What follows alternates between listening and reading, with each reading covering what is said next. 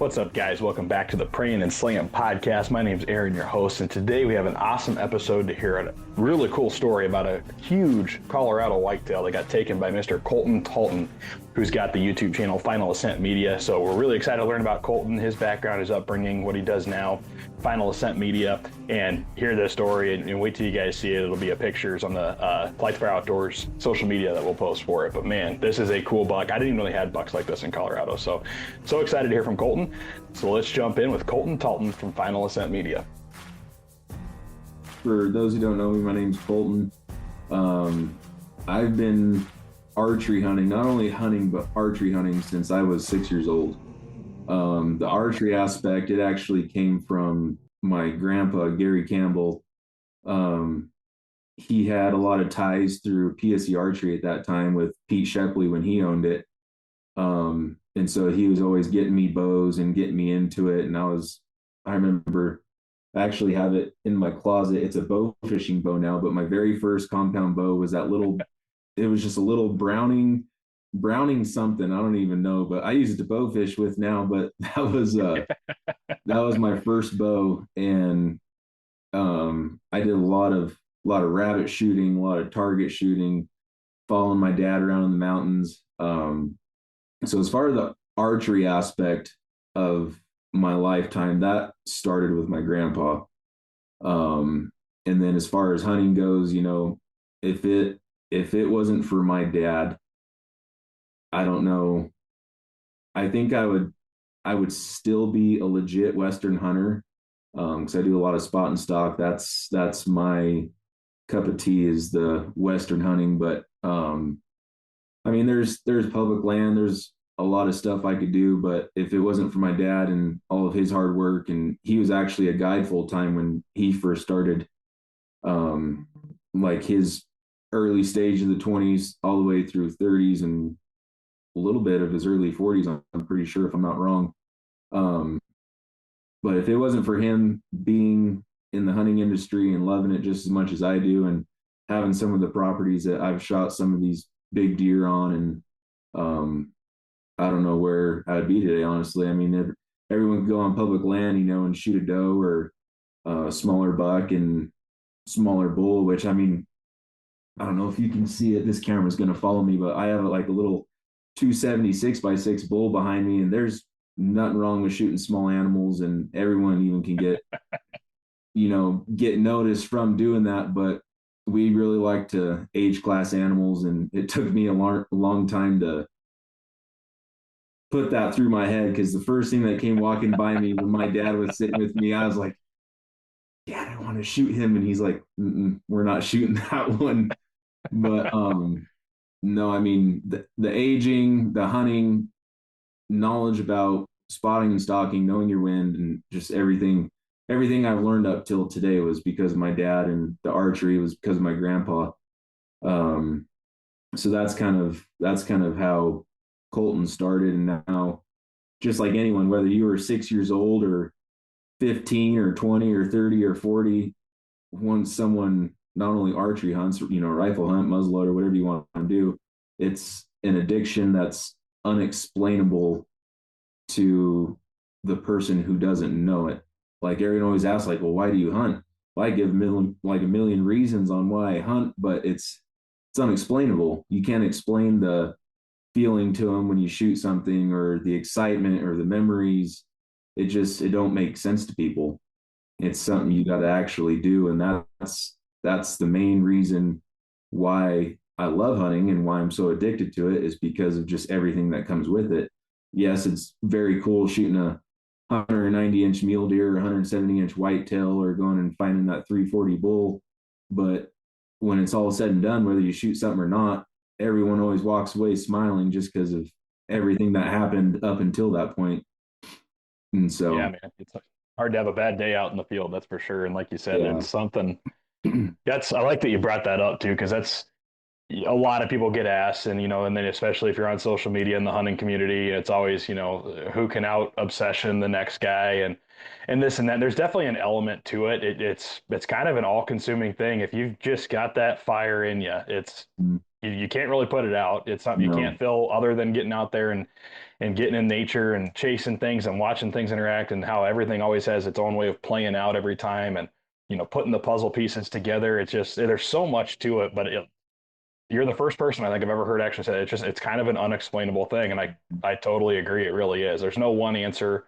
Um, but yeah, if it's hardwired in you, and whatever that start is, sounds like for you it was your grandpa, which I love, because that was first same thing here was with my grandpa's, especially the archery side too, and a Browning bow. Ironically Yeah. enough, he had an old Browning bow hanging in the rafters of one of his hog sheds, and a deer rack hanging up there, and I always thought that was the coolest thing. And when we got old enough to ask, I guess, we got the bow down one day and bought some El Cheapo aluminum arrows from Walmart and started Yep. slinging at cardboard boxes stuff with old shirts grandma was done with. And that was it, man. But yeah, that's so cool. And then your dad is so I'm assuming that your grandpa and then your dad grew up a hunter too. So was your grandpa as like, I'm gonna say the word hard. It's probably not hard, but like as fine tuned or really tune into your dad about shooting an age class animal just like he taught to you, or was that something maybe he learned on his own? Yeah, so let me specify a little bit too. So my grandpa that got me into archery hunting, that's actually my mom's dad. Oh, okay. And then beings you asked that question about fine tuning, and was he just as strict about age class and stuff too? My grandpa was. If I wish I could just walk you down in my grandpa's basement right now and just see all the whitetails lined up on the wall. I mean, he's got a 200-inch Iowa deer up there. There's giant Colorado deer. There's Kansas deer, and um, I'm sure he'll tell you he's probably shot the first things that walked under a stand before too. I mean, who hasn't? Everyone's done it. Yeah. It's just it's more of a thing that you end up doing when you realize, all right, a lot of these people are starting to shoot bigger deer. Their age class anymore. You listen to Lee Latosky talk all the time. Like, he don't shoot a deer unless it's 6 years old or older, and Yeah. that's how you get big deer right there. Um, but my grandpa, so his dad is who got him into archery hunting. My grandpa tells me all the time. Every time I send him pictures of something I kill, he says, Colton, I'm so proud of you. Thank you for carrying on the tradition, because his grandpa was also an archery hunter, but he did traditional archery. Obviously, there was no compound bows back then. There was no 90% let off shooting 100 yards. Like, you couldn't do that. It was strictly traditional, make your own arrows. Maybe they made their own tips at that point in time too. I know a lot of people that did, or they were starting to get into some broadheads. Um, but I know his dad pretty much made everything that he shot. Um, as far as my dad goes, his dad, that was my grandpa Don. He actually passed away. I think it's been 3 or 4 years now. He was also very, very big hunting, and that's definitely where my dad came into the hunting industry, was because of my grandpa. And everyone knew him. He had a sportsman shop in old Pueblo, Colorado, and everyone that I talked to that I haven't necessarily met that knows my family was like, "Oh, I know your grandpa Don. I used to go into his sports shop all the time." And That's but awesome. he's been in some magazines before. He shot a lot of really big sheep. He did a lot of the pack-in trips, um, and so that's definitely where the hunting came from as far as my dad goes. Age class, I think my dad started the age class thing more on his own. If my grandpa were still here, he would probably tell you, Colton, you're dumb for passing up that little 250 6x6 bull that walked by you. Um, but like I said, everyone has their own opinion on things. I passed up a lot of bulls this year because I'm specifically chasing a really big mature bull, and all I hunt on in Colorado at least is public land for elk. I don't have any kind of private land out here to hunt. Um, Hmm. but it's just one of those things where you've shot so many of them, or you don't necessarily need the extra meat. That's this year I was definitely trophy hunting for a bull, and I passed up a lot of bulls because of it. People are like, dude, I don't know how you pass that bull up, and it's like I'm looking for that one. Um, Yep. but my dad's definitely a trophy hunter. He's killed a lot of animals in his life.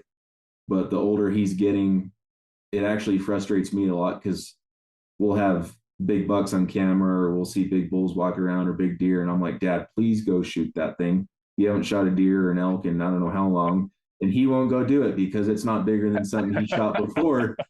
Yep. Um, just like you said, you didn't know there's that big of whitetails in Colorado. Well, that buck I just shot 5 years ago, he shot 198-inch, typical 10 point, no extras, just a mainframe 10 point whitetail out of the same exact stand. Wow. And that right there tells me that's why he's so picky. He shot almost a 200-inch typical deer. Now I know why he don't want to just go shoot a 160-inch deer just because it's 5 or 6 years old. He really wants to, find something that's got the inches and the age class just because he's done it before. You don't need to just keep shooting just to shoot. Yeah, for sure. And I can see, especially you get something that's like, everybody's got their biggest deer, whether it's a 110-inch buck or it's a, 198, like you just said. And it's, I think for some people they're chasing that next inch or that next biggest thing. And I think for me, well, you hit it on the head. You said when you got enough meat in your freezer, that also changes things. So I've never been a guy that like I'll always try to get the biggest animal I can, but I'm also like an opportunist. Like grew up that way. Just I got myself kind of into hunting. Like I said, through my grandpa kind of inspired it. But really, I'm kind of the only what I'd say the absolute hunter in my family that I know.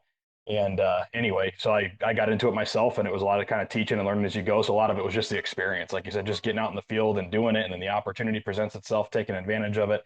And then never wanting a tag to go unfilled because I spent money on that tag that I worked hard for, Yep. and I'm like, I'm gonna put it. Then I got into processing myself. My first deer ever with a bow, I took it to a meat processor. $115 later, I had like 35 pounds of meat, and I'm like, I think I could do that myself and save some money next Right. time. And so ever since then, I got into the processing piece, and now it's as much of it, like you said, it's kind of all intermingled in this weird just love for the stuff. But like the biggest piece of it, like I look forward to processing my own animal as much as I look forward to going to the hunt and having that pride of knowing what's in my freezer and feeding my family with it. And I got little kids now, so it's like that's part of it too. And he loves watching me do hunting stuff. And so anyway, but then in Montana, that was like the first time ever in my life that I had buck tags in my pocket that sat in my pocket for the season because I had enough. You could Yep. always get doe tags for another region and go explore this other area. So I could fill the freezer with does. That was my meat mission. And then I'd get out there and it's like, okay, I'll wait till I see a good buck. And then every year it was the same thing. I wanted to get a mule deer, shot a small one the first year. Next year, though, it's got to be a little bigger. I'm not going to shoot another small one. And then the one I did was, I would have probably normally passed him. It was last day of season and he turned his head just right and he had double drop tines, like just little half-inch drop tines going Yeah. off each antler. And I'm like, oh, that deer's going down. But then my last year there, I shot I think it was a 150, 156, just he popped out chasing the doe, and I'm like, oh, that deer, if that's big enough, like let's go. Yeah. So, but the opportunity is still. So I haven't had the opportunity as a hunter yet to lock in on a property or lock in on a spot that I can watch long enough. And we're a military family too, so Yeah. we bounce from. We just found out where we're going here in the next by next July we'll be moving again to another state. So Right. it's like one of those deals too. You got to take advantage of what you have when you have it, but Yep. yeah, I love that. If you have the opportunity, like I said, it does grow on you if you allow it to get to that point where you're like, okay, I want to do better next time. I want to get a bigger deer next time. I want to get an older deer next time. And Yeah. here in Texas, I've got a guy that one of my buddies manages a ranch out here, and it was kind of cool just watching him. I got to go out to help take some exotics. I had two options for exotics that I went out for him on. We didn't end up getting a shot at anything, but sitting there watching him watch these whitetail come out, it was just the way that guy could just look at a deer and be like, that's probably old enough or that's not. And I'm like, what are you looking at that's telling you that? And he's going through all these little fine details because they all got big racks. I'm like, Right. but he'd look at one that's like a monster and he's like, no, that one needs at least 2 more years probably. And another one Yeah. comes out that's beside it, looks relatively similar. He's like, now that one's probably a shooter. And, here's why. And it's pretty incredible. You watch them long enough. And like you said, the guys they're looking for age. They don't, antlers are antlers. Guys will come in Right. and pay for that, but at the end of the day, they're not going to let you shoot it regardless of antler size until it meets a certain age criteria. So it's kind of Yeah. fun to see that. And then in your case, like I'm assuming you had the before picture and after picture. Did you watch this deer grow all 4 years? Like know where he was, or was it like, oh, he showed up again this year kind of thing? Yeah. So that place where I shot him, that's another lease that me and my dad have. And it is like, when I say this, you're going to look at me like, oh, wow. I bet you that little lease we have is no more than 20 or 30 acres. That's Wow. it. Yeah, So we that's have awesome. we have neighbors on our north side and we got neighbors on our south side. And what it is this place sits down in a canyon. So there's a lot of cedars, there's a lot of cactus, a lot of overgrown tamarack, because it sits right next to a river. Um, so what these bucks do, and does too, is they have a feeding area to the south, or they have a place to the north where they like to go. And we sit right in between where everything likes to come in and settle down or chase something during the rut, through there. There's a main trail that walks right through this place. And so we had a tree stand set up there and we started running cameras. And my dad actually said he was very jealous of me because when he shot his big buck, we had to go down there almost, I think we went down there like every 3 or 4 days, maybe, to check cameras because he didn't really necessarily know about the cellular stuff at that time. Didn't really know how it worked. And that's when they're like everything was kind of starting to come out with cellular. And so there's one bar of service down there. And the reason he was jealous is because this place is 2.5 hours from us. And Oh so wow, it's yeah. it's a trip just to go down there and check stuff and make it all worth it. And so I had a bunch of Moultrie cameras and I set it up, and there was one bar of service which was enough to get me pictures sent.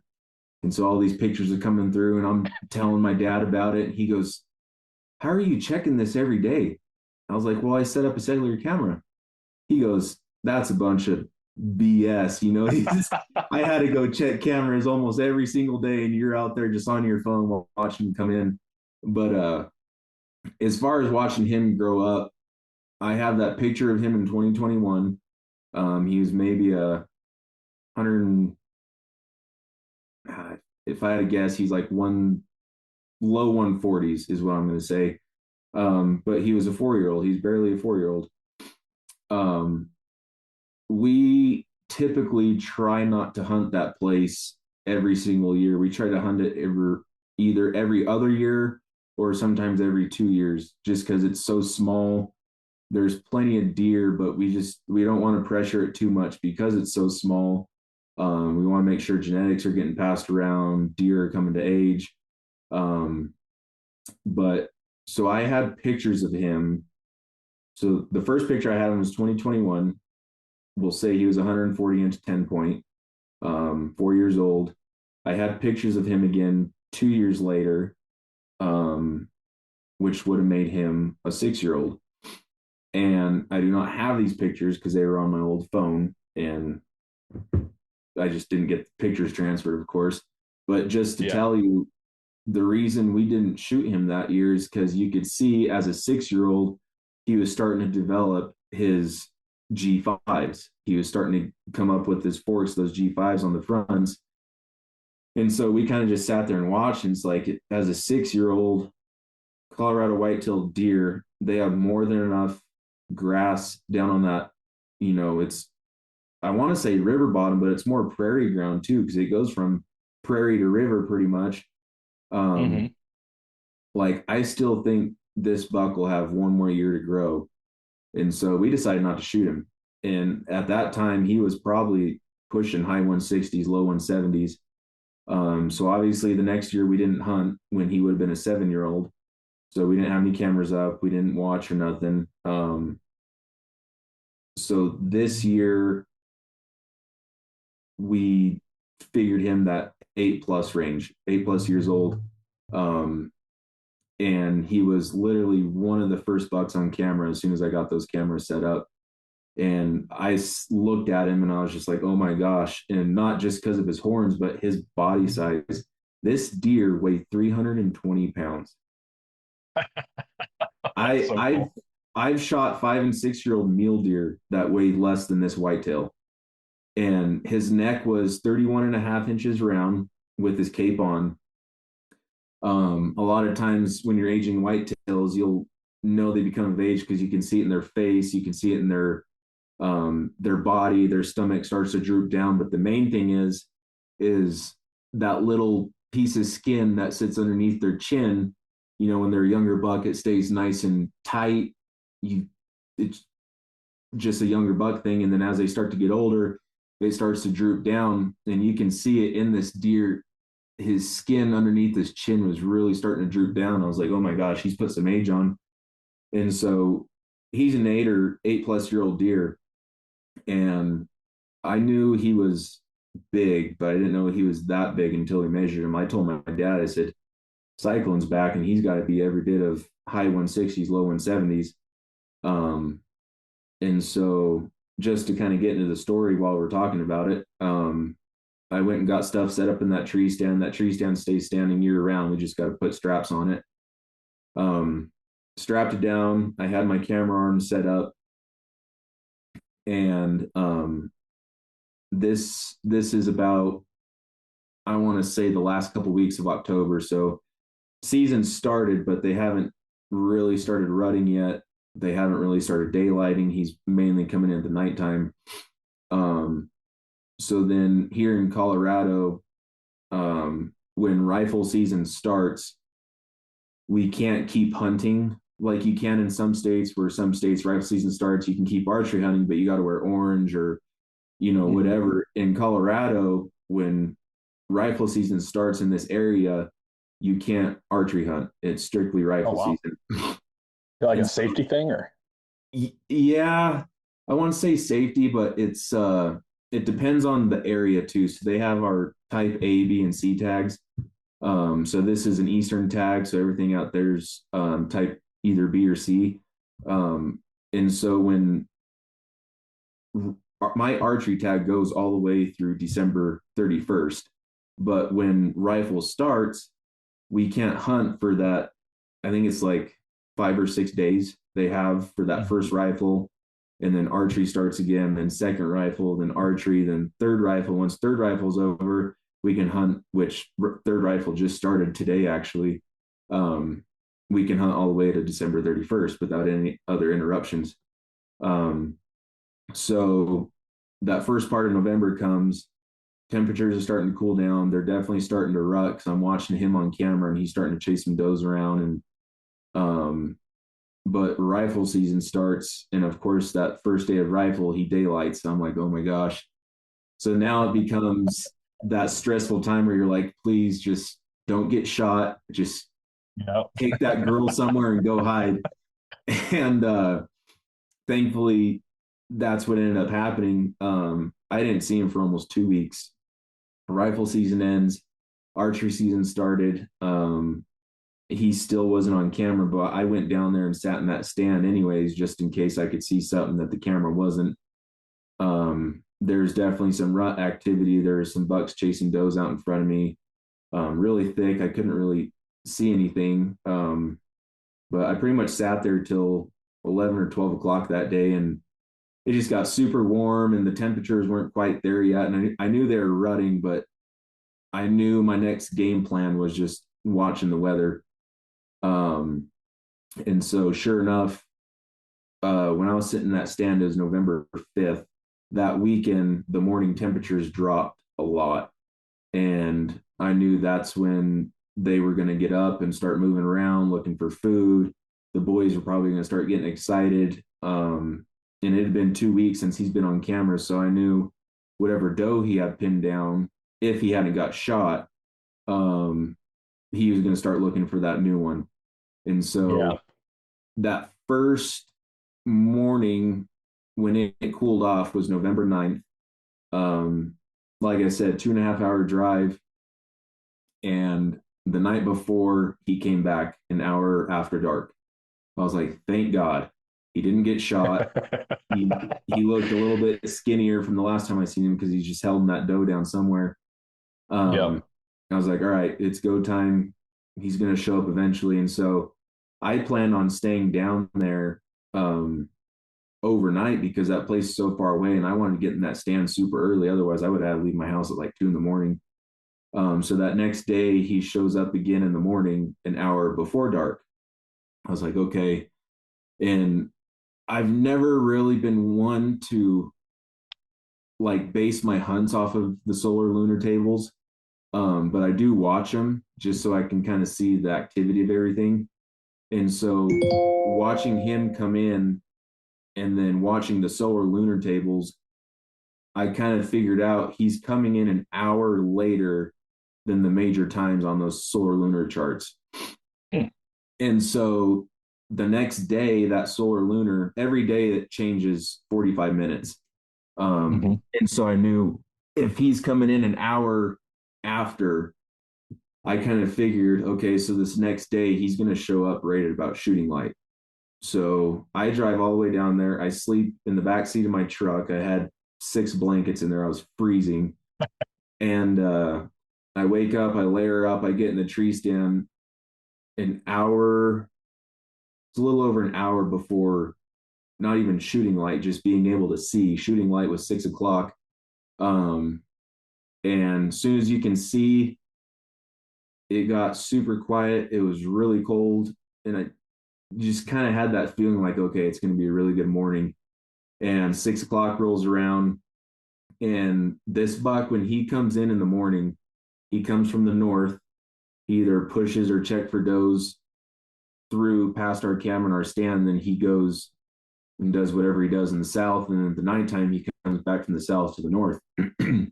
So I knew right away, I heard footsteps right at 6 o'clock. And it's where we have this tree stand. I mean, we have 20 yards to the north, 20 yards to the south, and maybe 10 yards straight east of us. Like it is not a very shootable place. And as soon as I heard those footsteps from the north, I was like, this is him. And I'm just sitting there listening, and the body shakes started coming, and it was super cold. And I'm just starting to watch to my north, and I hear twigs breaking. I'm like, okay, well, I know it's a buck. And I look, and he was the first deer to come out that morning, and I played it perfect. He's 45 minutes late past the solar lunar. He's right at shooting light. And so he comes in, and there's a huge grass patch through here, and he walks in, he starts eating this grass right here. So I reach over, I grab my bow, I move my camera over, I press record, everything's working out. And it was cold. It was like 12 degrees this morning. It's just a little cold front Oh, came through. wow. And where he's standing, I had a cedar come up and it V'd out just like this. And all I could see is my shooting lane. I was like, this can't be more perfect. Like, this is way too good to be true right now. Like, it doesn't happen this easy. Yeah. And it's only my second sit. And so I'm like, maybe it is this easy. And so I pull over and I go to draw. And when I draw back, I don't know if my bow got so cold or if I had a bunch of dust in there from all the hunting I've done this year. But as soon as my bow broke over, it made a really loud creaking sound. And I was like, oh crap. And he flipped a complete 360. And at that time, I heard another buck coming in, because you can tell when they're bucks walking through those leaves. And there's another buck coming in, and that kind of saved me for a second. And so he's slightly quartered two, but he's almost directly underneath my tree stand. And so I'm sitting there, and I have my pin on him, and I'm just like, I really don't like this shot. So I decided to just stay there in full draw and wait for him to turn back and do what he was doing. Well, he did, Mm-hmm. except when he turned, and when he did, he kind of caught me in his peripheral vision, and he's like, that's usually not there. And That's not right. Yeah. now we're having a staring contest, and I'm like, okay. And there's that part on that deer's neck where it swoops down and it hits that front part of their shoulder, and there's that little crease right there in that soft spot. And I just pulled back, or I was already pulled back, but what I did is I settled my pin on him, and I aimed right where that crease, right where his neck meets his shoulder, and I just squeezed it off. And I mean, it buried right there in him. And he took off. And when he took off, I could see, I shoot light and knots, and you can see him run off. And there's like maybe that much of my arrow sticking out. I'm like, okay, good. I got plenty of penetration, because my only downfall thought was either hitting him square in the shoulder, which I'm pulling enough weight, even on a whitetail, I was pretty confident I was going to bust through enough to kill him, or I'm going to hit him straight in the chest and it's going to be too low. But it was just one of those moments where he's staring at you, he's starting to stomp, and it's like, okay, I got to do this now. And so I pinned it on him, squeezed my shot off, and it buried in him. And I sat up there I called my dad first. I always call my dad after every time I shoot something. That's the first person I call is my dad. I'm always excited to, tell him I shot something or tell him I killed something, because we grew up hunting together. And now that I'm hunting on my own, me as his son, it's like an accomplishment for me. Like, okay, I got to tell dad, like, I just killed something. And then for him being a dad, I know he loves it just because I was his hunting buddy and now I'm out there on my own doing stuff. I texted him first because he was supposed to be hunting that morning also. He's hunting an absolute giant right now, on another one of our places down on the Arkansas. But right when I shot him, I picked up my phone to text him, and he had texted me. He said, "Any luck yet?" I was like, "Oh." So I texted him. I just put in all caps. I said, "Cyclone's down," and I was like, "Well." And I texted him again. I said, "Hopefully." Um, and then he actually ended up calling me because I thought he was at the tree stand. So we talked, and but what I did is I waited there for about 30 minutes, went to the truck, layered down, and then came back. And I wanted to look at my footage to see, specifically where, because when everything's happening all at once, it's that whole thing happened. Then I shot him in a place I didn't want to, but it worked out. And I wanted to look at the footage. And somewhere, well, actually, I'll tell you where it was. Right before I shot, my camera quit recording. Oh no. I'm gonna assume it's because it was just the cold temperatures.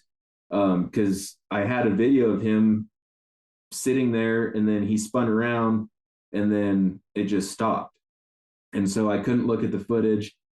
And so I pretty much gave him 2 hours. And my dad's like, "All right, well, I'm gonna grab mom, and we're gonna come help you." I was like, "Okay."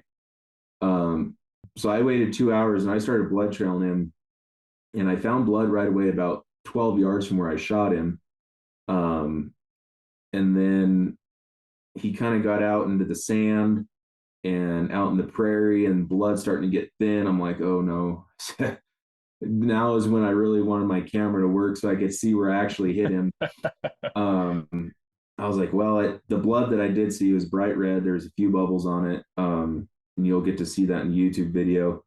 But blood just 100% ran out. And I only got maybe 15 yards of it. I was like, okay, well, now it's really time to start acting like a Native American. So I was like, well, that's definitely his track right there. It's a big mature buck track. His hooves were split because he was running off. And so I was like, I'm just going to go ahead and assume that was him. And so when I was in the tree stand, I heard him run off, and then it sounded like he kind of came back a little bit, and then it was just silent. So I assume he crashed. And so I started following his tracks through the sand and through the prairie. And, it's good enough that it froze that morning, but it was still kind of in that river area. So it was sandy. I followed his tracks maybe 20 yards from where that last blood was, and he was piled up right there in a huge, like a 10 by 10 square bed of cactus. And Oh no. I was like, you got to be kidding me. But I was just so relieved that I found him, because I thought, blood ran out that quick. Maybe I did square him up in the shoulder or something. But Yeah. that sound I heard of him coming back was him slowing down, and he was actually dying. And what he did is he just kind of like stuttered around in a circle, and then he ended up crashing. But when I found him, I was so relieved, and I walked up to him, and I was like, oh my gosh, this is a giant. He's got a giant body. He had some extras coming off the base of his horns under his eye guards that I couldn't see. And where I hit him was actually perfect of where I wanted, because people are going to look at this and they're going to be like, oh my gosh, he hit him so high and back. And it's like, I didn't, because he was directly underneath my stand. And what I did is I hit him right where his neck meets his shoulders like I wanted to, but I hit him on top. So what it did is it cut both his lungs in half, it clipped his heart, and then that arrow actually came out in front of his opposite flank but underneath him. And you'll get to see Oh, that in okay. the video too. Well, actually, I don't think I put that in the video. I put that on my Instagram. I pulled that arrow out of him right in front of his flank, and I mean, it just he wasn't going anywhere. But the reason I wasn't finding blood is because that broadhead didn't come completely out underneath him, and that hole was so high on top of him, it was just taking a while for that blood to come down, and it was super thin. Um, Yeah. so that kind of shows people, like, if you think you squared one up and the blood gets thin, don't lose hope. Follow their tracks if you can, or just do whatever you can. Because I went another maybe 15, 20 yards, and he was piled up dead. And Yeah, man. I was just so relieved, and it was just like, wow, 5 or 6 year ordeal watching Cyclone, and that was it in 2 sits. And then my mom and dad showed up, and it was just a lot of fun. Dad gets emotional every single time, and just goes back to the dad thing, though. I mean, I'm sure every time something like that happens, all he can sit there and think of is when I was a little, 6, 7 year old sitting in a tree stand wanting to shoot something with him. And now I'm 27 years old. I'm shooting stuff on my own. And it's just one of those things. You're just But having at it, man. Yeah, yeah, that's so cool. It's really cool. You got, I mean, even a dad that's willing to load, well, dad and mom both, but loading up mom or loading them up to go 2 hours to go help you too, which is even more right. incredible. That's awesome, Yeah. man. No, That's so cool. But they it want to was be just fun. a part of it just as much. Oh, yeah. Yeah, that's super cool. Yeah, that's kind of the other odd thing. I don't think about it much, but I remember um, I, it's cool hearing you describe how big that deer was because my second deer with a bow, um, it was in a tree stand, very first light up, very similar stuff. I see a doe out of my peripheral. I look over. There's a deer with its head down behind the brush behind her. I assume it's a buck, so I get my stuff ready. He lifts his head up. I can tell he's big. I don't know what he is. Total opportunist again. I mean, there's a buck. I'm Right. in the stand. Let's go. Second deer ever. And I shoot him and whack him. I thought I missed because the sound was so loud when I hit him. Mhm. And there was a tree as his backdrop, like this giant walnut tree. So I assumed I missed. Anyway, long story short, best morning of deer hunting I've still ever had to this day in the whitetail woods. Like just peak rut. Bucks were all over the place. I shot at a doe, shot at two different does and missed. So I actually ran out of arrows. I had 3 arrows with me. And anyway, I end up getting down out of the stand and I go over and I'm like, well, I grabbed the first or the second 2 arrows I'd shot that I'd missed these does on. I go over to this tree expecting to find my arrow sticking in it, and I can't find my arrow. And I'm like, that's weird. Maybe I hit low, whatever. I'm looking all over.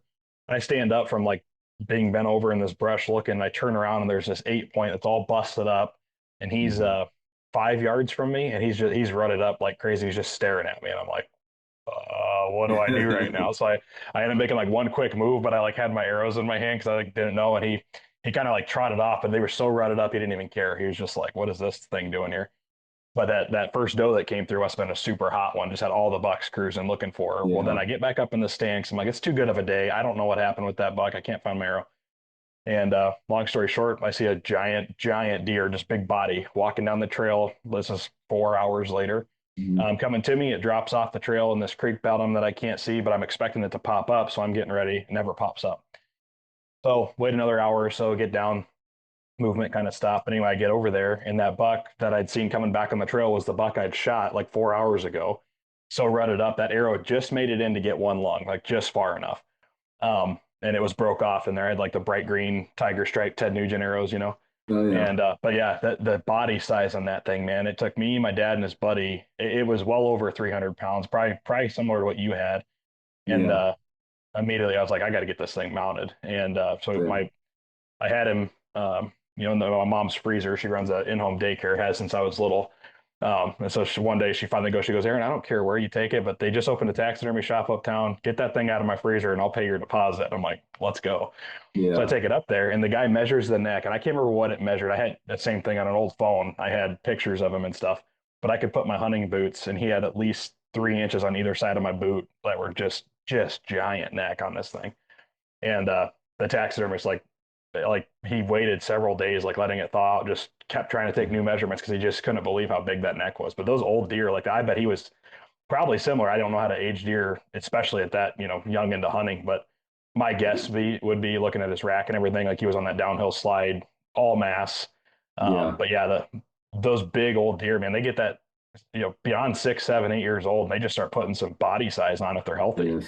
you know? Yeah. No, it's crazy. And so that's one of the reasons on like when he popped up on camera this year, I told my dad, I'm like, he's for sure, high 160s, low 170s. And when I got him caped, and then my cousin Devin, who does all of my taxidermy stuff, he skull capped him, and when he skull capped him, he looked even bigger, and it's because we got him away from his body. This episode is powered by Dead Nuts Outdoors, makers of the most lifelike, lightweight, and weatherproof 2D archery targets in the world. That's right, I said 2D. We're talking full-size animals that bring the hunt to your backyard. Whether you're dialing in before the season or just burning daylight with your bow, Dead Nuts Targets makes practicing fun, training on full-size animals to ensure every rep in the backyard converts to success on your trips to the field. Built to last, easy to haul, compatible with any backstop, and 100% made in the USA, Dead Nuts Outdoors is a proud supporter of our veterans, investing in conservation and rooted in building a better, more confident community of hunters every step of the way. They are proud supporters of the Praying and Slaying Podcast Network, and you can get 10% off your Dead Nuts targets by using the code Praying and Slaying at checkout. That's Praying and Slaying at your checkout, or visiting the link in the show notes. Dead Nuts is helping us all hit the spot, not the dot. Hit it, Dead Nuts. Now, let's get back to the episode. And it's just like those Canada deer. Like, you don't think those Canada whitetails are, their horns obviously are super massive, chocolate horns, just like what everyone wants to kill in Canada. But, they don't look that big because their bodies are so big. And then you measure them, they're like 180, 190. And so Yeah. when we scored him and he came out to 177 and 2/8, I was like, oh my gosh. And that's my biggest whitetail with a bow by an inch. It was I shot a 176 on the river. That was back in 2019. When I shot that buck, I never thought I'd top it, and I did by an inch.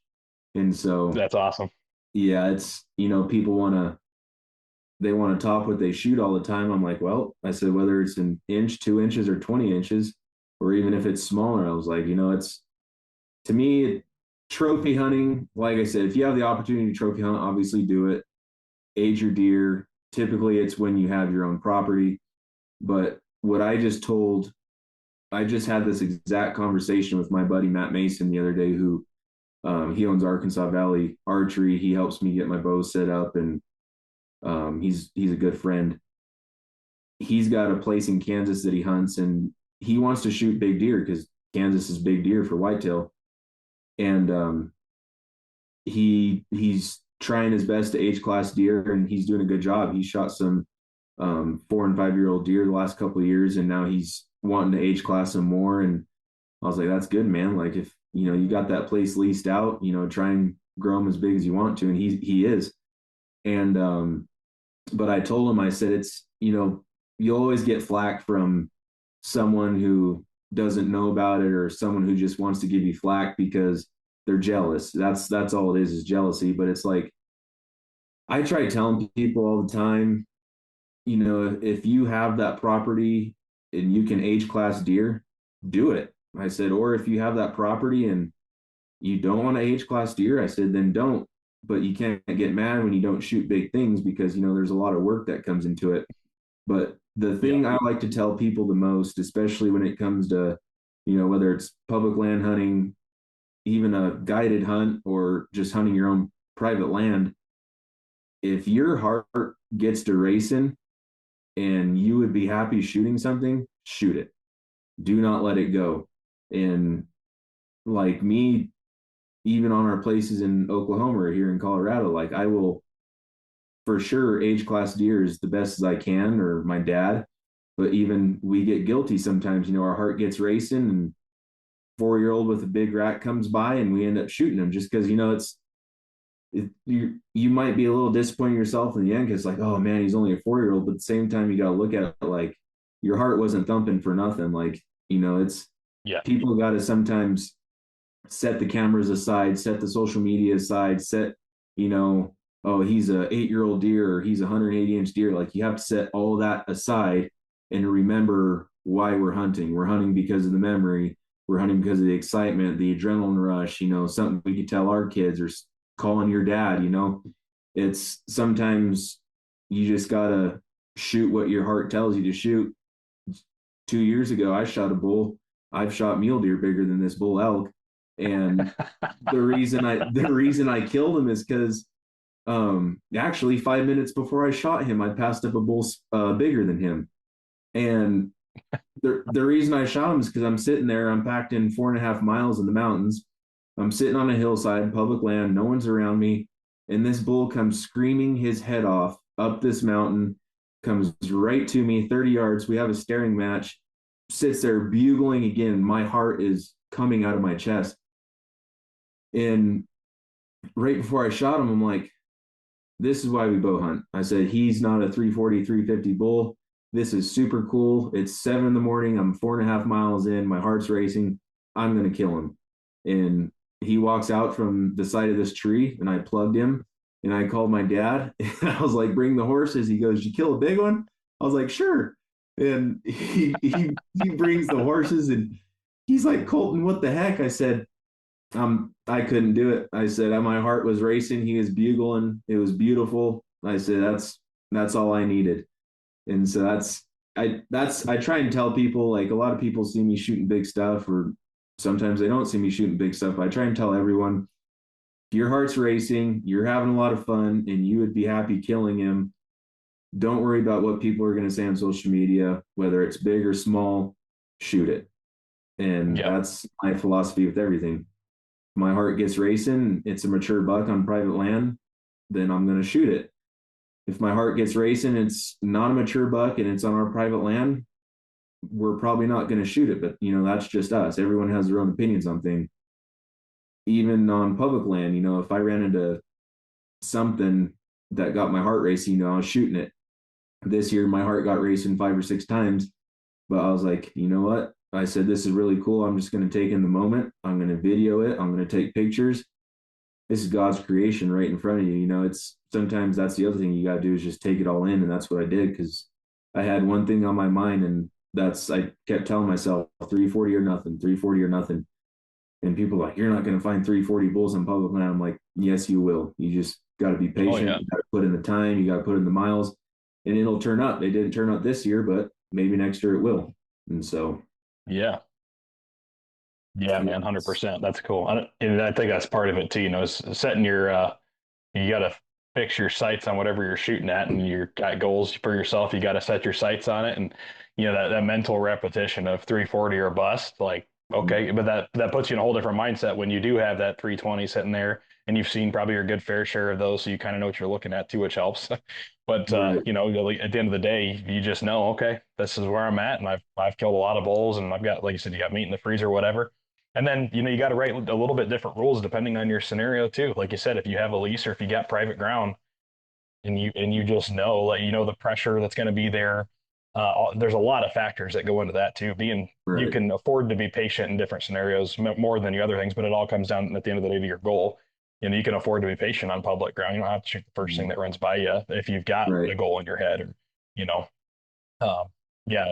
it's crazy. And I think seeing a lot of reps of animals helps too, because then you have a little bit different expectation when you go out of like what you can see and what is possible. So then it makes the first opportunity that comes by, you might be like, I do know that I can do a little bit better here. And you do that quick mental algebra equation, weighing your own odds in your head. And if it comes out favorable, great, wait. If it's not, you want to go home with some meat in the freezer, tag them, you get it done or whatever, So that's super cool, man. So what are you chasing now in Oklahoma again? So Oklahoma, you said you're hunting, but you've got you're going to be guiding down there first, and then you're going to be doing your own hunting. Yeah, so I leave tomorrow morning. We have hunters coming in, one elk hunter, 2 whitetail hunters. I'll be guiding them they come in, or I leave tomorrow. I'm going to do a little bit of like a little half day scouting. I already know what's kind of out there. They come in Friday. I will guide them until Thursday, which is, if I'm not wrong, I'm looking at my calendar right behind you. Thanksgiving's Thursday. Actually, no, so they'll leave Wednesday, the 26th. And then we always go down there for Thanksgiving as a family and have dinner, and then whoever wants to hunt hunts, and that'll be it. But I'll be down there from Thanksgiving throughout the rest of that week. I'll be there a little over 7 days just hunting myself, and it'll be mule deer and elk. Very cool. Whether I shoot both or shoot one, it's or none. Like I said, I just like going down there. I grew up at that place. I could remember almost every single year since we started going there. It's just a fun place to be at. So I'm super excited. 100%, man. Then you have those nostalgia spots. That's tough to beat too, man. You just walking into the same woods, especially if you've been separated from it from a bit. It's just like, oh man, like it brings back all the feels. That's awesome. Well, cool, man. So I don't think we ever talked about this. You do guiding, so I'm assuming this is professional guiding. And then what else do you do? Like, what's your main job or hustle you got going on? So my main line of work, I'll say, is construction. I've been working construction since I was 18 years old. I went to school for it. I got a degree in construction management. I was working for a company here in Colorado Springs as a project engineer, assistant project manager. But unfortunately, they just got bought out by a bigger company. I was their newest hire, so I got let go. So as far as full-time work right now, I don't have one. But I'm not letting it get me down. I'm collecting what I can through Colorado, just taking what they want to give me, and then I'm actually taking this time to get a lot of my videos put out, and stay caught up on my social media, get my YouTube stuff going, because eventually hunting's always been my passion. I'm starting to get to the point to where I can, like, okay, I'm one step closer to making this a profession. I got put on the pro shooters list this year for elite archery. Darren Christenberry, Blake Kidder, they're super nice guys. They've been really good to me. I've picked up a lot of my sponsors through them. I have a few other field staff deals through just other companies I use while I hunt. And so it's really looking up to me. I'm super fortunate for it. So I'm just going to take this time while I don't have a full-time job and, work on the side for whoever needs some extra help or whatever. And just keep plugging away till I either get a full-time job again, or maybe this will take off and I could live my dream and just travel around and hunt and making content and shooting 3D shoots and just have fun with it. Heck yeah, man. Yeah, you hit it on the head. The I can feel your sense of relief a little bit, and like all of a sudden, you guys. I'm sure if you video hunts like you do, obviously, like anybody that does, the hardest part isn't like it. The hardest part's kind of getting that first animal on film and doing it all right, and then getting a better and better video. But once you got it, then it's like the problem becomes you just film everything, and then you have this pile of stuff that you never have time to get to. It's like I've got folders of videos that like I hope to get out sometime, but finding time to edit, dude, that's insane. So yeah, or that or resort to finding an editing service that does it for you. But even then, if you got your own like artistic spin or whatever you've got going on and you've got the vision, it's kind of hard to pass that stuff off and hope it turns out the way you want it to. Yeah. As far as filming hunts goes, like how have you filmed all your hunts since you've like kind of gotten into it, or what's your film setup and what got you into the filming aspect? So a few years ago, more than a few years, it was like 4 years ago. I do a lot of hunting. I've traveled to a lot of cool places, and my biggest pet peeve is I do all of these things in all this beautiful country, and I'm taking pictures on a phone, which I mean, phones nowadays are just as good as cameras. But I wanted better pictures and better videos, and not necessarily of me killing something, but just in general. Like I've been to Alaska twice. I've killed 2 extremely nice caribou, and I got some good pictures on my phone, and I got good pictures with my dad in them as well. But it's like I have the stuff I have now, and it's like I really wish I would have had that with me when I was down there. But what really got me into it is Micah Morgan. That's Levi Morgan's brother. He's who does all the filming and pictures and editing for Levi. That kid, I shouldn't say kid, he's older than me.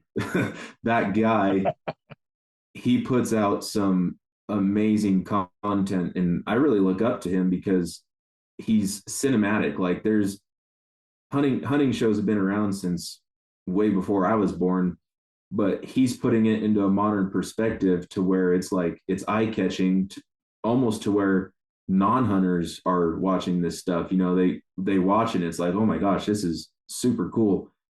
Yeah. But I started watching his stuff. I was like, that is, bad cuss word. It's it's just like I really want to do that. And so obviously my work's not as good as Micah's. It may not ever be. Micah Morgan's Micah Morgan. Like everything that, whether it's his work or someone else that's trying to make it look like his work, it won't look like that because Micah Morgan's the one that started doing it. And but that's what really got me going on. I kind of want to get some stuff and start doing a little bit better with it. And so it started off as, better pictures for wherever I went, whether I killed something or not. And then it kind of led to videos. I did some videos for myself or with my buddies when we went hunting. I filmed my cousin's mountain lion archery hunt, which was absolute chaos. um, he just told me the other day too. He goes, "Dude, that memory came of that lion hunt." And I was like, "Yeah, I don't know what went on. I missed the shot on my camera. All of a sudden, a lion's jumping out of a tree. The guy's yelling at his dogs. Rifles are going off. We're slipping down mountains. I was limping at the end. He lost his hat. We all fell. It was chaos." And but as far as my filming stuff comes, that came from Micah Morgan. He really inspired me to do it, and I've gotten a lot better since then, obviously. But it kind of led me into a side gig. I started filming some weddings. People really like my work, and what I was really starting to notice is like you said, like having a vision for it. I Before I do something, I already know how I want it to look. Like even whether it's weddings or filming in the woods, like, okay, I'm going to Oklahoma to film mule deer. That's kind of like plains / there's some canyons with some cedars. I know what I'm going to want to do with my drone. I know how I want to film things, and everything I do is self-film. So as far as getting an animal shot by me is, I want to say like 35% going to happen. But I know how I can make this video watchable without getting to see that animal get shot. Because the main reason people watch a lot of these videos is to see stuff get shot.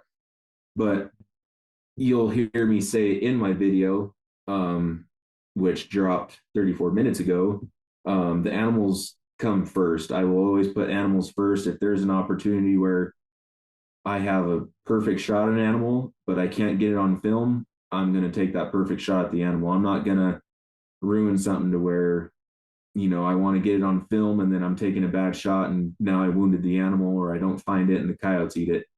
I will always say that, like, if I'm going to do this filming thing, I'm going to do it. I hope everyone enjoys it. But at the same time, I'm not going to, shooting these animals. I mean, that's the other thing is, they don't know we're hunting them. They think they're out there protecting themselves from the predators that are also animals, and then all of a sudden humans come into play.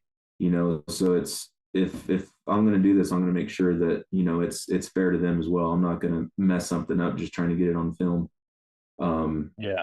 And so I do the weddings on the side, and then I really want to start getting this YouTube hunting going for me.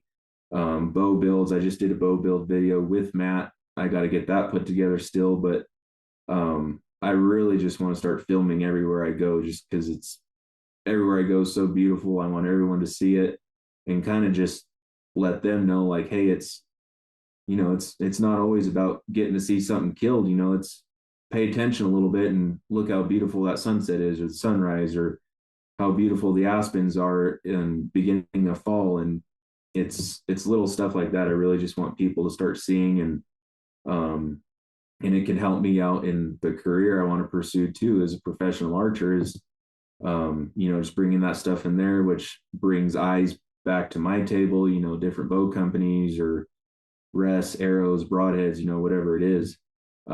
It just brings notice, but at the same time, people get to see, a lot of people get to see some stuff they may never get to see. That's the main point.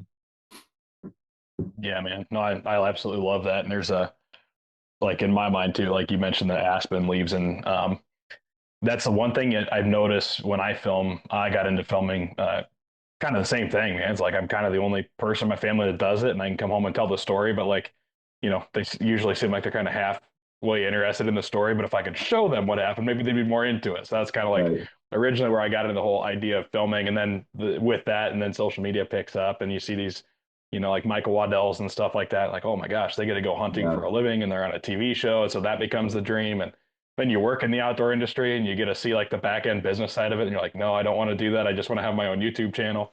Right. But there's a lot to it, man. And the beauty of it is what comes is really kind of what kept me going with it. I got one video.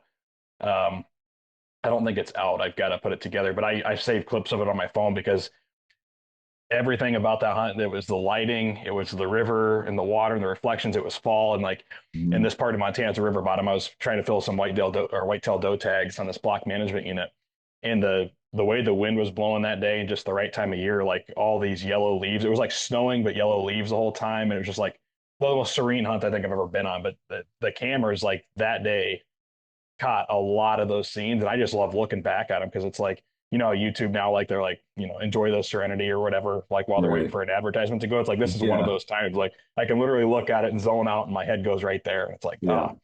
but yeah, there's so much other pieces of that element to come. But I also love that you said, for you as the videographer, like the hunt comes first. Mhm. Or that's the words that popped in my head. I had Kendrick Chiddock from the Rocky Mountain Goat Alliance on one of our Operation Conservation episodes. And he's a photographer, so he'll go along with hunters. You can book him, and he'll professionally photograph your entire endeavor, and you can put it in photo books and all kinds of cool stuff. But it was interesting for me as a guy who likes to film, and him being a guy that's about the snapshots, the individual snapshots and storytelling that way. But that was his words. He goes, the cool thing about him being a photographer is the hunt always comes first, and he gets to Yep. sit back in the backdrop and just kind of be that guy. But he's not going to not let that guy shoot or make it happen because it doesn't ruin the story. It kind Right. of adds to it, it adds an element to it. And the way he described it was really cool. Um, but yeah, I'm kind of the same way. I'm not going to if I have an opportunity and I get to the point where it's like, oh, it's game time and I'm going to take that animal or I want to, camera or not, man. It's like, I hope it's running or I hope it's on it, but I'm going to do Yeah. it. And then I can pick up right where it left off. And I'm excited to watch your whitetail story because it turns out it's one of those, like the shot didn't Yeah. really happen that way in that moment, but kind of goes along with all the reasons you've said what you enjoy about hunting. What so many of us do is like everything up to that, but that's just one tiny piece of it all, Yeah. right? And but like you said, a lot of videos, especially in the outdoors industry side of things, and hunting TV and stuff, like it is, if they don't get that shot on, hey man, no episode. Like it's like they toss it all out the window. But it's, at the end of the day, it's kind of a small piece of it, and you can story tell just as well with everything that led up to it and everything that happened after it. Yeah. So that's super cool, man. No, I'm excited to watch that video. So I'm probably gonna tune into it as soon as we wrap the podcast Yeah. stuff here for sure. So you're gonna have view number one if it hasn't been viewed a bunch already. Yeah.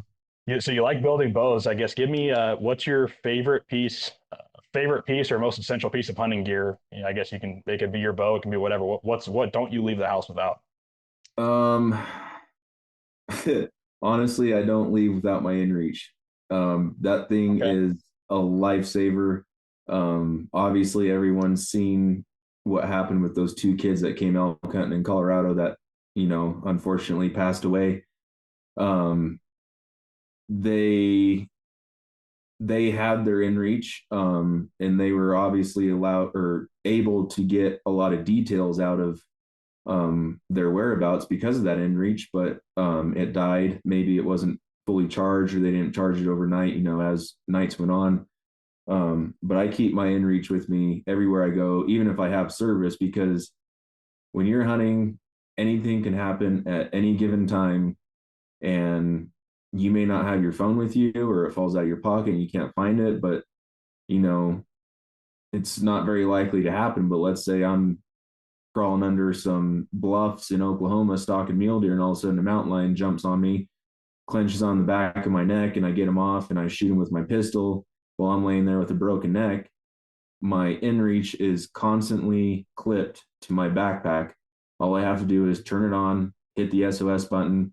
I fortunately haven't had to do that yet, so I don't know how long it takes, SOS to respond, but it's going to be a lifesaver. I'm sure it saved people before, and it's definitely something I do not leave the house without, fully charged, and I do bring battery packs with me so I can recharge.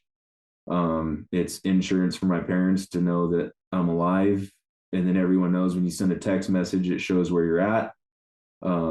It's good to have, even if you know where you're going, you don't use your mapping or whatever. It even shows weather on there. It'll have a solar lunar forecast, but the main reason I have it is for emergencies. If I snap my leg, break an arm, I can't walk because I'm freaking out, or like I said, mountain lion, rattlesnake, anything, I want that SOS with me because it could dang sure save your life. Yeah, man, absolutely. That's a good answer too. And yeah, I know a few stories of guys breaking ankles and things, and that's what got them out of there, because they wouldn't have been able to make it as far in as they were or whatever. And um, yeah, that's cool. I've definitely got to get one. I never did. I hemmed and hawed on it forever in Montana, but most of the spots, the thing that always went through my head is like, I've got signal on most of my spots that I go. And I got in the habit too of Onyx dropping pins where the truck was going to be. I'd always, whenever I had made sure I had service, I'd just drop pins kind of where I was periodically. And that's good. And I'd, text them on my wife or whatever. But like at the end of the day, that GPS, I mean, you can't really beat that when it can pinpoint exactly where you are and you can call for help at the touch of a button. Because yeah, like you said, we're playing a dangerous game at the end of the day, being out there, and a bajillion things could happen. And even guys that probably feel extremely safe growing up, I hunted the same tree stand when my first probably 5, 6, 7 years of hunting. I hunted the same tree stand, same spot, parked the vehicle in the same spot on a piece of private property. But how many times a year does a rung on the ladder break of a tree stand and a guy falls out and busts something, he can't move, or has to lay out there till someone decides to go looking. So yeah, there's never a reason not to leave the house without that kind of insurance on you. So that's awesome. Yeah. What's your so you've killed some giant whitetail. Sounds like you've killed a lot of things. What's your favorite animal to chase if you had to pick one? Definitely elk. September screaming bulls. That's It'll just be something that never gets old. Whether I have friends with me or whatever, if I'm in an area where I know there's elk and it's 2 hours past dark, sorry guys, got to pull over and bugle to see if something will answer me. It's even if it's off the side of the highway. I love listening to bulls scream. Big herds of cows and calves meowing through the timber. That'll be something that never gets old. The pack outs suck. Right. I don't always have my horses with me or my buddies with me, but in the end, it's worth it. It's one of these days we're not going to be able to hear stuff bugle anymore, and that's definitely, even if I go just to hear them, it's just that sound. It's something that sends. It's one of those things like what we talked about in the beginning. It's unexplainable. Like I took I try and self film as much as I can, but I had my buddy Billy come with me on a day trip I did in the Elkwoods this year, and he got to hear that for the first time, and he's like, "Dude, that is insane!" And they're right there in our face. I mean, just young satellite bulls. They don't know what's going on. They just want to be a part of the action, and it's unexplainable. But that's by far. I love Western hunting. I love spot and stalk, and I love rutting elk, and all of that comes into play in one deal. Yeah, man, for sure. And it's an action filled game, when you play it too. And Right. and it's kind of, like turkey hunting. I liken it a little bit to be the same. It's like, it's one thing to kind of watch it on TV and guys talk about it a lot. Like, oh, man, it fills your bones and makes the hair stand up on the back of your neck. The first time you hear it in the wild, like no question, it's like, oh my God, that was the coolest thing I've ever heard. Turkey gobbling, the elk bugle, same thing in Montana. The first time, I think I was just we were driving around exploring on a random day, weren't even hunting, but same thing, just pulled the car over, got quiet, and heard one rip, and I was like, no way, that's cool, Yeah. man. Definitely something you don't forget either. It's like it's just locked in your brain at that point. I like to say it's prehistoric because it's Yeah. insane that the sound and the vocals and how far that stuff travels. I remember back to being 6 years old, walking in 2 hours before daylight with my dad holding his hand because I was so scared. But being that early and being that young and hearing them, man, it literally, to me, it sounded like dinosaurs talking to each other. It was insane. It was cool. Yeah, that's a good way to describe it. It is. It's gnarly, man. It's great. And Yeah. then on that Texas ranch, the red stags they've got out there and the red hinds that they've got. Um, just over the bluff from where we were hunting, they were ripping off down there. That's a wild sound too. I mean, it's a non-native here in Texas, but either way, just hear the same concept. You're like, just it's a dinosaur out there roaring around Yeah. and doing its thing, and it's just the wildest thing. That's so Right. cool, man. And then what's the best piece of advice you could give anybody that's hunting that you had to learn the hard way? Ooh. Um, Definitely when people say play your wind. Like Yeah. these animals, they are not stupid. They were born in the wild. They're wild animals for a reason. They survive as long as they do for a reason. They're not dumb. My what would have been my biggest mule deer ever. Now, and I'm not bragging when I say this. It was pure luck. When I went to college for 1 year in Dodge City, Kansas, I ended up shooting a 216-inch mule deer on public land. Everyone in the state of Kansas hated me because out of state hunters do not hunt mule deer. But being as I went to college there, I was able to get an in state tag.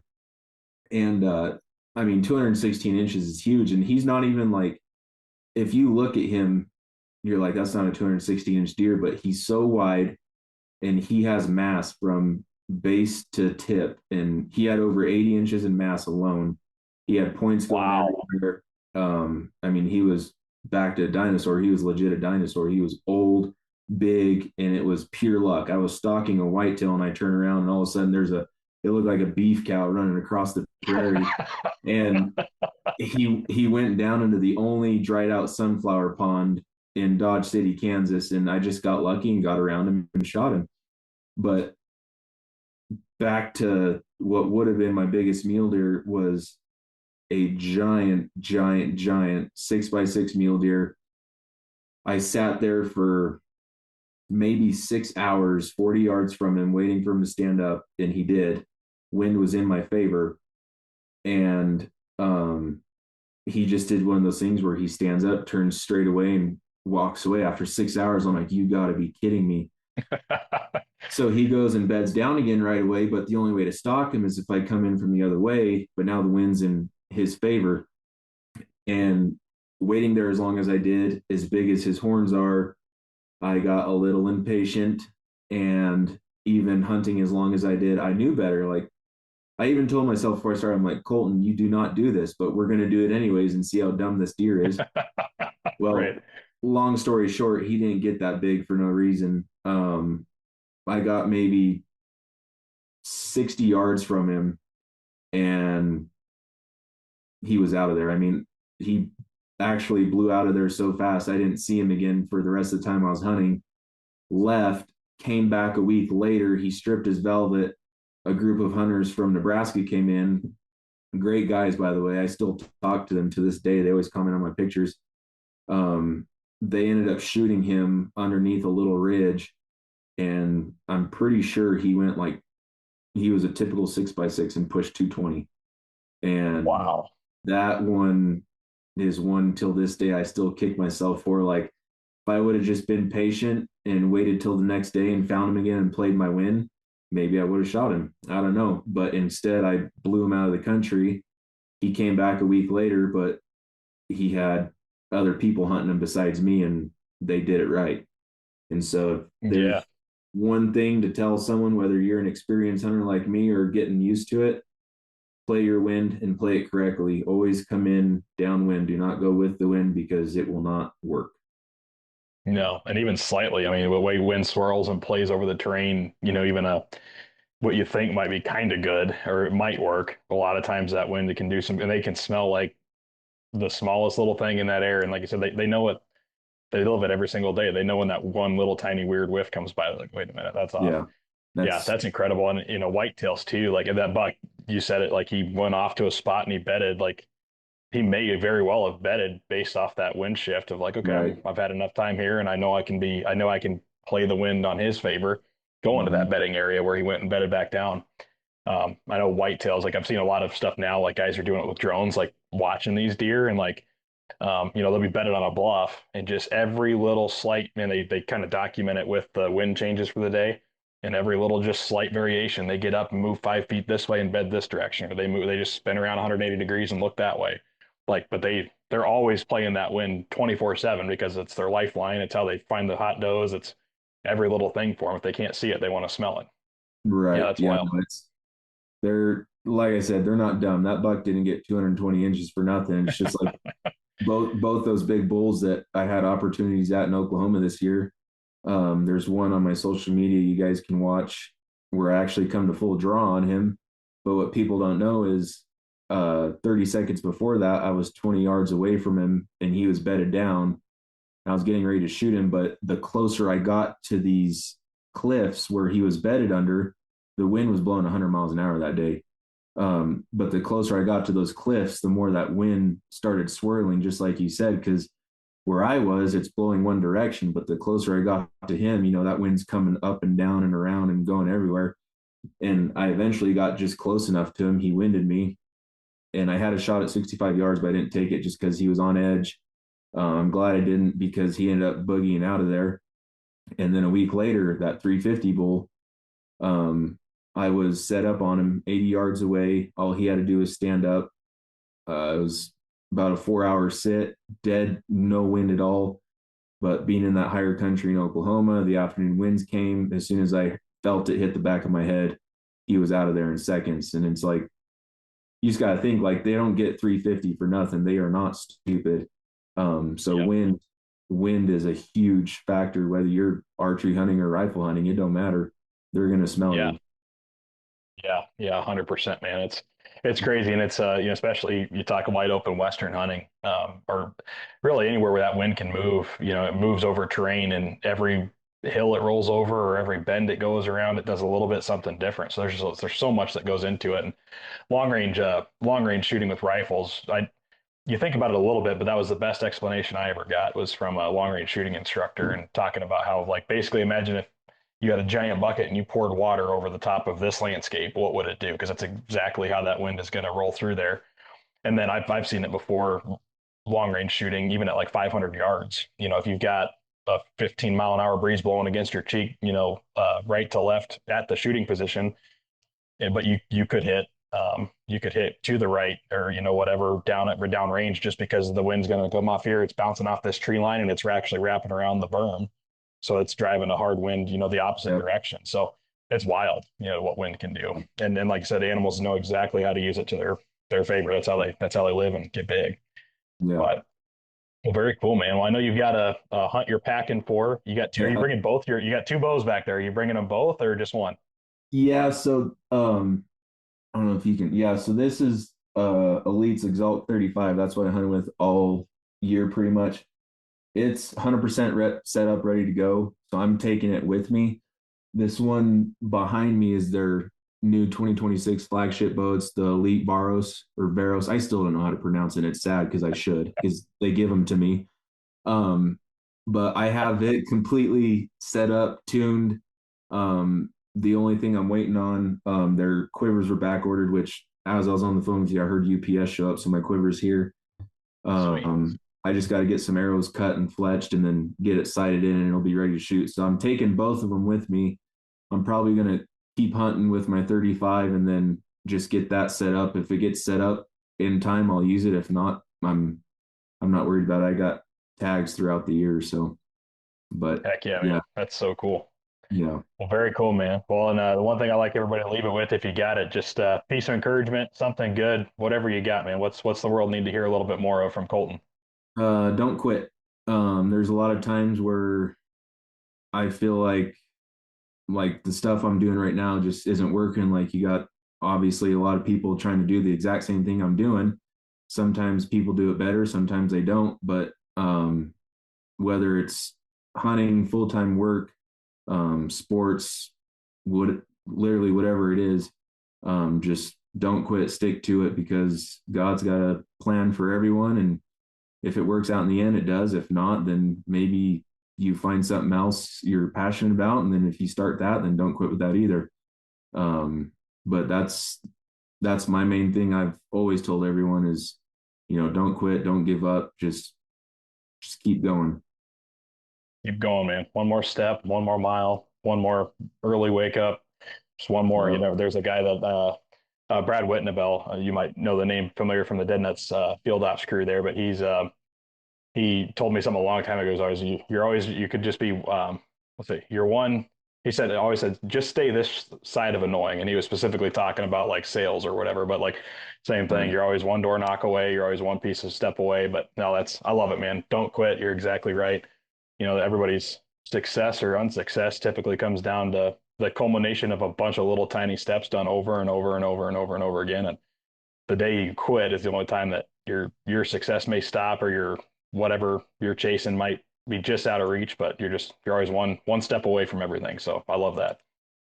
No, I Awesome. tell everyone the only thing stopping you is you. And just to kind of put in perspective on the don't quit thing is, I do some rodeoing and jackpots on the side for team roping. And I don't know how many times my mom's told me this, but I don't know how much you know about team roping, but in jackpots, just to give you a quick explanation, you have one partner, obviously, and then you have to rope all 4 steers clean, or, if you catch a leg, it's a 5-second penalty. If you break a barrier, it's 5-second penalty. But pretty much if you can catch 4 steers, that's your chance of winning some money. And I don't know how many times where I've had 3 or 4 partners in a jackpot and either I miss or they miss, and I get super frustrated. And my mom, she's always there watching. She tells me the same thing every single time. She goes, it only takes one partner. And I sit there and I think about it, I'm like, you're not wrong. And there's probably been more times than most where I would start with 5 or 6 partners, and it would come down to one partner, and I would end up winning money with him because we roped all 4 steers. And so you just don't quit, just stick to it, and it'll work out. It'll work out, man. Yeah. Sometimes circumstances got to change a little bit. Doesn't mean you need to stop moving to let them change. It might change along your path, just like the team roping. Well, very cool, brother. Well, we'll let you get going and get packing for that hunt. We can't wait to hopefully hear some success stories from that too. Might have to have you on a back-to-back episode series if you end up smacking something down in Oklahoma. That'd be super cool, for sure. Heck yeah, man. Well, thank you so much for sharing your story and letting us get to know you a little bit, man. And if you haven't yet, we'll link to all of Colton's social media stuff there, Final Ascent Media, the YouTube channel and everything. And I'm going to jump off here and watch the video, so everybody else should too, if they haven't already by that time. So yeah. Yeah, man, absolutely. Well, appreciate having you on, brother. Look forward to seeing you smack something in Oklahoma, and can't wait to have you on again and share another story soon. Yeah, no, thanks for having me. This was a lot of fun. Yeah, man, absolutely. We'll talk to you later. Have a good one. All right. Thank you as well. So there you have it, guys. That was Colton Talton with Final Ascent Media. If you haven't checked it out yet, be sure to go check out the link in the show notes and check out Final Ascent Media. He's a great content creator. And man, what an awesome story. Who knew that Colorado had that kind of bucks running around? And I guess it takes guys like Colton that are dedicated and passionate to go find them, even though it was just a small tract of land. Most people think out west, the cool opportunity there that I love the most is just to go explore these gigantic pieces of land that were public, and it was just wild. And then these guys are out here on a few acres and smoking 177 2/8 inch giant whitetail that Colorado sounds like it might be a sleeper state that's putting up some bucks that would make Iowans and Illinois people jealous. So anyway, guys, I love what Colton left us with, and that was do not quit. And the verse that reminds me of is Galatians 6:9 that says, so let's not get tired of doing what is good. At just the right time, we will reap a harvest of blessing if we don't give up. Life is a game. It's a marathon. It's not a sprint. And anything that we get into that's worthwhile is absolutely going to test our limits. And part of getting our limits tested is knowing, when to throw in the towel and when not to throw in the towel, and practicing not throwing in the towel just because things get hard. I think there's a time and place for everything, and a time and place to walk away or to start or to finish something. But man, just having the ability to mentally tough out situations where other people might quit, a lot of times is the line between when something gets amazing and great is on the other side of that hard line. So don't be the person that quits. Put in the time, put in the energy, and if it's worth it, keep chasing it. Get after it, just like Colton did with this awesome buck called Cyclone. With that, guys, I'm going to let you guys go do something awesome. Go shoot your bow at a Dead Nuts target. Be sure to use the link and code Praying and Slaying to get 10% off and support our License to Kill mission. And as always, keep praying and slaying.